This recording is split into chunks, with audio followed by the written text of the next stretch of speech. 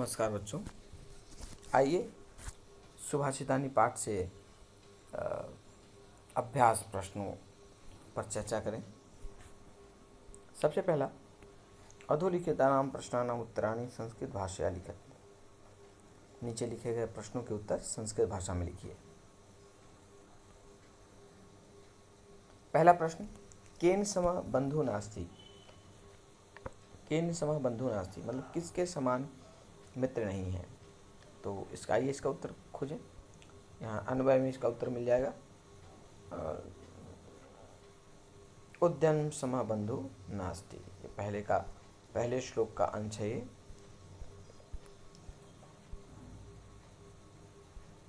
उद्यम समो बंधु नास्ति, तो इसका उत्तर हो जाएगा उद्यमेन संभो बंधु नास्ति। केन का उत्तर उद्यमेन। वसंतस्य गुणम कह जानाति। वसंत के गुणों को कौन जानता है। आइए इसका उत्तर, ये देखिए दूसरे श्लोक का अंश है। वसंतस्य गुणम पिकः वेत्ति, तो इसका हो जाएगा वसंतस्य गुणम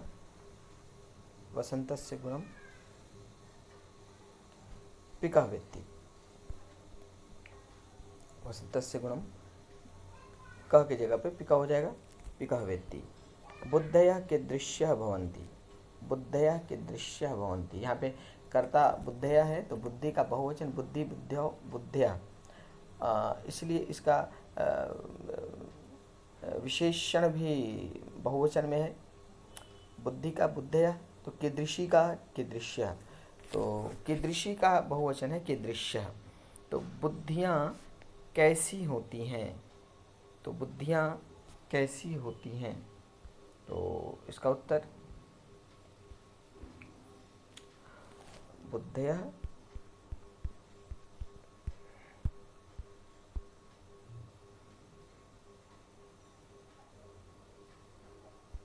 ये देखिए चौथे श्लोक का अंश है। परिंकित ज्ञान अफला ही बुद्धया, तो उत्तर हो जाएगा बुद्धया परिंकित ज्ञान अफला भवन्ति। बुद्धया परिंकित ज्ञान अफला भवन्ति। अगला प्रश्न, नराणां प्रथमः शत्रुः कः। नराणां प्रथमः शत्रु कः, मनुष्यों का प्रथम शत्रु कौन है। मनुष्यों का प्रथम शत्रु कौन है। नराणां प्रथमः शत्रु कः, तो यहाँ देखिए पांचवें श्लोक का अंश है। नराणां देह विनाशाय प्रथम शत्रु देह स्थित क्रोध है, तो नराणां प्रथम शत्रु क्रोध है, तो उत्तर हो जाएगा नराणां प्रथम शत्रु क्रोध है। सुधिया सख्यम केन सह भवति। सुधिया सख्यम केन सह भवति, तो विद्वान लोगों की मित्रता किनके साथ होती है। तो हमने पढ़ा था विद्वान लोगों की मित्रता विद्वान लोगों के साथ ही होती है। देखते हैं किस श्लोक में आया हुआ है यह, आप लोग भी खोजिए।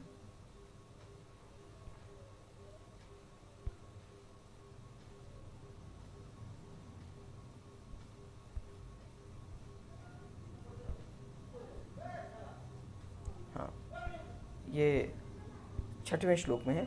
सुधिया सुधिभिः सह अनुव्रजन्ति, इसलिए सख्यम, अंत में सख्यम आया है, तो मित्रता ये समानशील व्यसनेषु सख्यम, समान स्वभाव वालों के लोगों से मित्रता होती है। तो विद्वानों की मित्रता विद्वानों के साथ, तो इसका उत्तर हो जाएगा सुधिया सख्यम सुधिभिः सह भवति। अस्माभिः कीदृशः वृक्षः सेवितव्यः। अस्माभिः कीदृशः वृक्षः सेवितः, हमें कैसे वृक्ष का आश्रय लेना चाहिए, सेवा करनी चाहिए, उसका उपभोग करना चाहिए। तो ये 7वें श्लोक में ये फल छाया अस्माभिः फल छाया समृतः वृक्षः सेवितव्य। तो अस्माभिः फल छाया समन्वितः वृक्षः सेवितः, हमें फल तथा छाया से युक्त वृक्ष का आश्रय लेना चाहिए। अगला, अधोलिखिते अन्वयद्वये रिक्तस्थानां पूर्तिं कुरुते।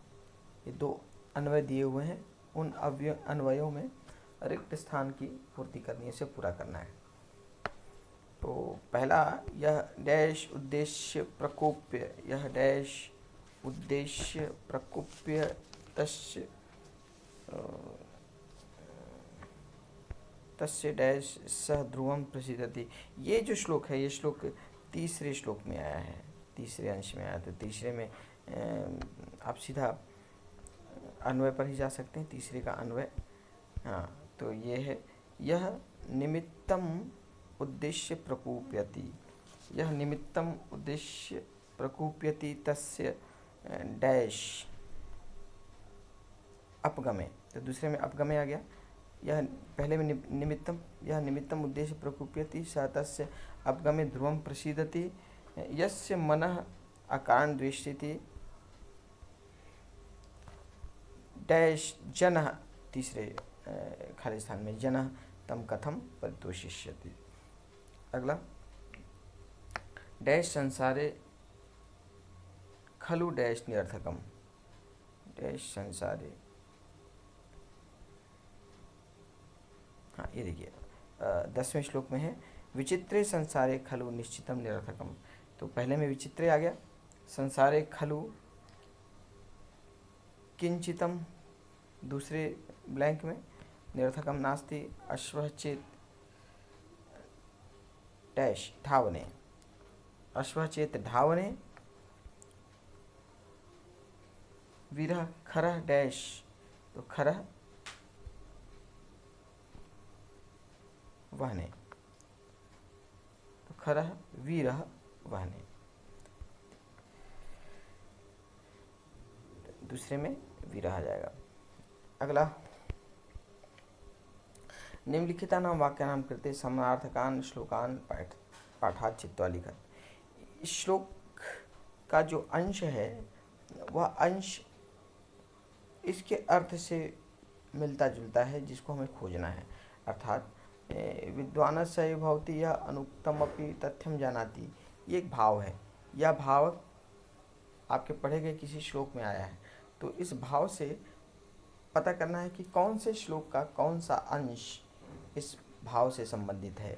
जैसे विद्वान स एव भवति, विद्वान वही होता है, यह अनुक्तम अपि, जो न कहे को भी, न कहे हुए तथ्य को भी समझ जाए, अर्थात इशारे को ही वो समझ जाए।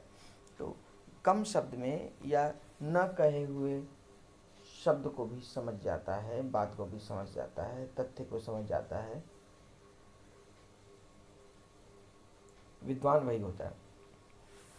तो ये देखना है कि ये कहाँ आया था। तो ये आया था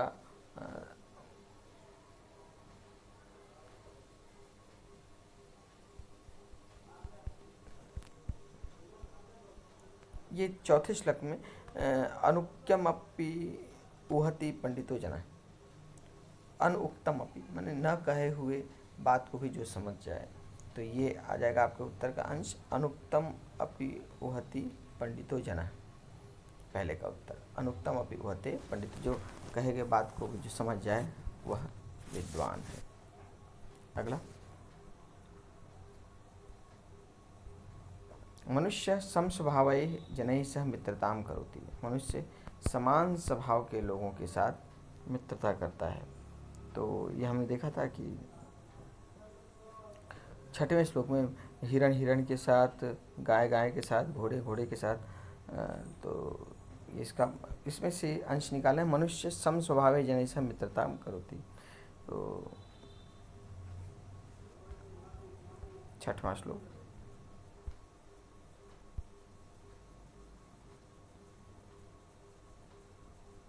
तो इसका ये अंश आ जाएगा, समानशील वचनेषु सख्यम, समानशील वचनेषु सख्यम, 6वें का।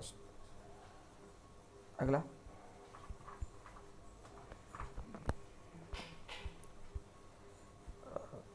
परिश्रम कुर्वाणा नर कदापि दुखम न प्राप्नोति। परिश्रम करने वाला व्यक्ति कभी भी दुख प्राप्त नहीं कर सकता, नहीं करता। परिश्रम कुर्वाणा नर कदापि दुखम न प्राप्नोति। परिश्रम करने वाला व्यक्ति कभी भी दुख प्राप्त नहीं करता। आइए देखते हैं किस अंश में है ये।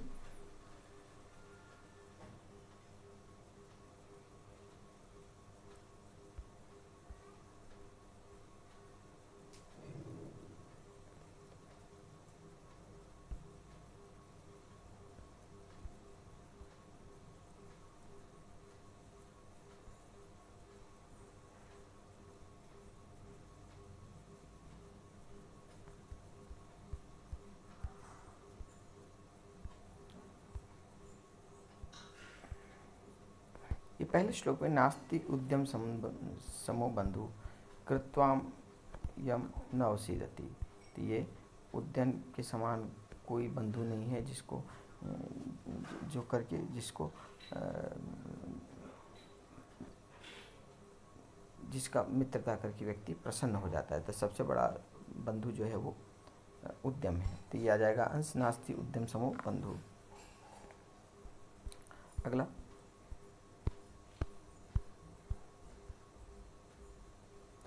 महान्तः जनाः सर्वदा संप्रकृत्या भवन्ति। महान्तः जनाः सर्वदा संप्रकृत्या भवन्ति। महान स्वभाव के लोग हमेशा एक समान ही स्वभाव के होते हैं। महान्तः जनाः सर्वदा संप्रकृत्या, एक स्वभाव के होते हैं। तो ये आया था कि संपत्ति आने पर और विपत्ति आने पर जो न अधिक प्रसन्न होते हैं न अधिक, हाँ ये 9वें श्लोक में। तो इसमें है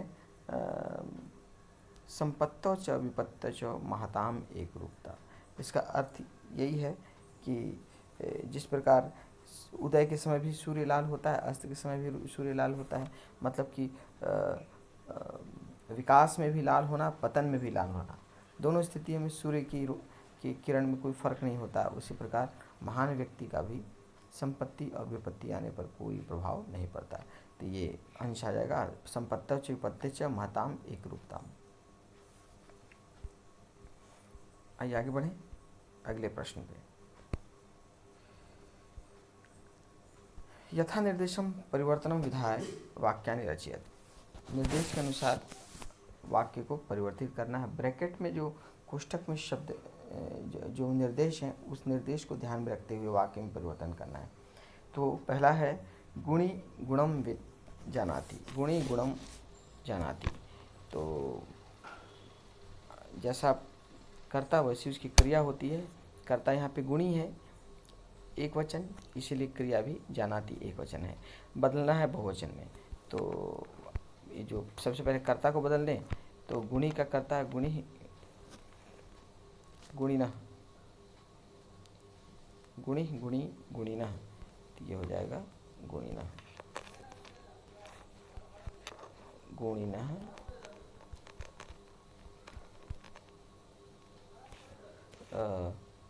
गुणम जानाति। गुणिनः गुणम जानाति का बहुवचन जानन्ति। ये गुणी का बहुवचन गुणिनः और जानाति का बहुवचन जानन्ति। इस प्रकार वाक्य बहुवचन बदल गया। अगला प्रश्न, पशु उदीरितम अर्थम गृह्णाति। पशु उदीरितम अर्थम, पशु कहे गए अर्थ को ग्रहण करता है। तो इसको कर्मवाच्य में बदलना है। तो जब आपने वाच्य में पढ़ा है, जब कर्मवाच्य बदलते हैं तो जो कर्ता है वो कर्ण में बदल जाता है।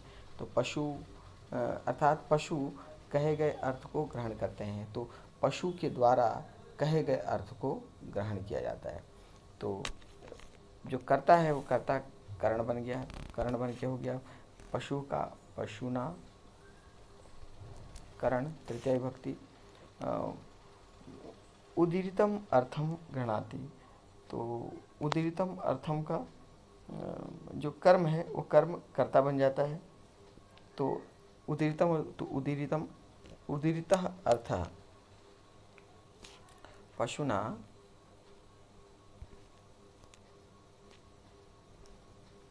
उदीरित ये कर्ता बन गया, कर्म कर्म जो था।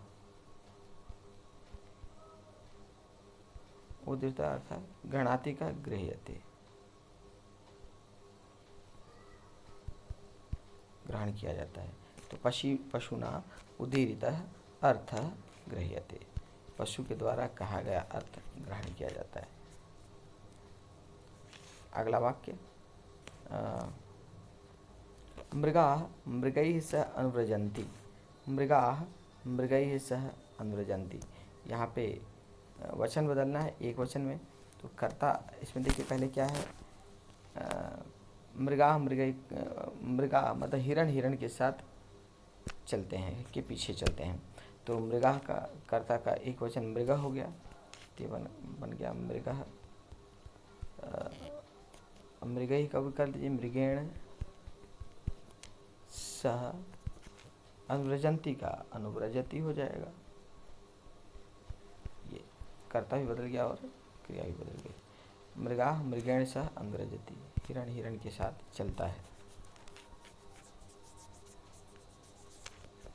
अगला, कह छायाम निवारयति, कह छायाम निवारयति।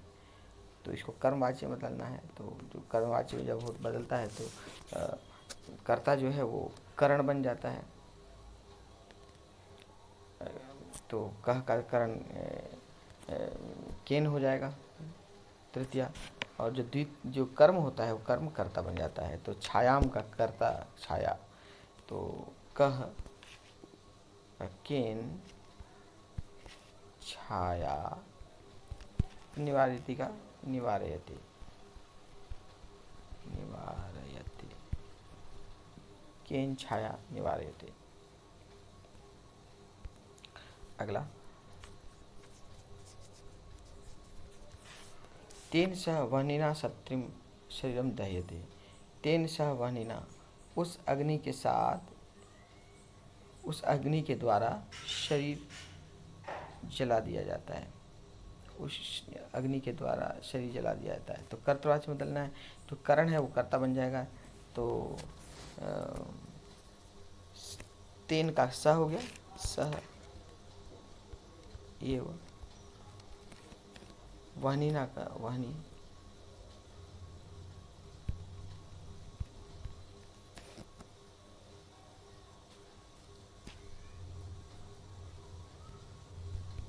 शरीरम दहति,